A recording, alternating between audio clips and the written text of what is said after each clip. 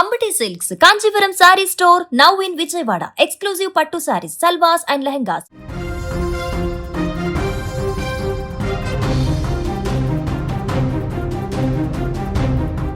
ఒడిశాలోని Cuttack SCB medical కాలేజీలో ఘోర అగ్ని ప్రమాదం చోటు చేసుకుంది. తెల్లవారుజామున ఐసీయూలో ఒక్కసారిగా మంటలు చెలరేగడంతో 10 మంది సజీవ దహనం కాగా మరో 23 మంది గాయపడ్డారు.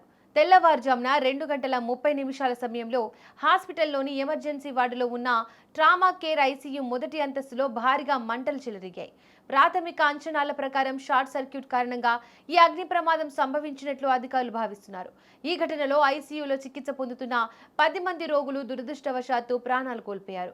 వీరిలో 7 ఐసీయూ లోపలే మంటలు దట్టమైన పొగ కారణంగా చనిపోగా మరో 3 రోగులను ఇతర వార్డులకు తరలిస్తుండగా పరిస్థితి విషమించి మృతి చెందారు. సహాయక చర్యల్లో పాల్గొన్న 23 మంది ఆసుపత్రి సిబ్బంది కూడా దట్టమైన పొగ పీల్చడం వల్ల అస్వస్థతకు గురై ప్రస్తుతం చికిత్స పొందుతున్నట్లు తెలుస్తోంది. ఈ ఘోర ప్రమాదంపై ఒడిశా సీఎం మోహన్ చరణ్ మాఝీ తీవ్రంగా స్పందించారు. స్వయంగా ఘటనా స్థలానికి చేరుకొని పరిస్థితిని సమీక్షించిన ఆయన మృతుల కుటుంబాలకు ప్రభుత్వం తరపున ఒక్కొక్కరికి 25 లక్షల చొప్పున ఎక్స్గ్రేషియాను ప్రకటించారు. అలాగే ఈ ఘటనపై సమగ్ర జ్యుడిషియల్ విచారణకు ముఖ్యమంత్రి ఆదేశించడమే కాకుండా విధుల్లో నిర్లక్ష్యం వహించిన బాధ్యులపై కఠిన చర్యలు తీసుకుంటామని స్పష్టం చేశారు. అగ్నిమాపక యంత్రాలు సకాలంలో స్పందించి మంటలను అదుపు చేయడంతో భారీ ప్రమాదం తప్పినప్పటికీ నిస్సహాయ స్థితిలో ఉన్న రోగులు ప్రాణాలు కోల్పోవడం అందరినీ కలిచివేసింది. ప్రస్తుతం ఐసీయూలోని ఇతర రోగులను సురక్షిత ప్రాంతాలకు తరలించి మెరుగైన వైద్యం అందిస్తున్నారు.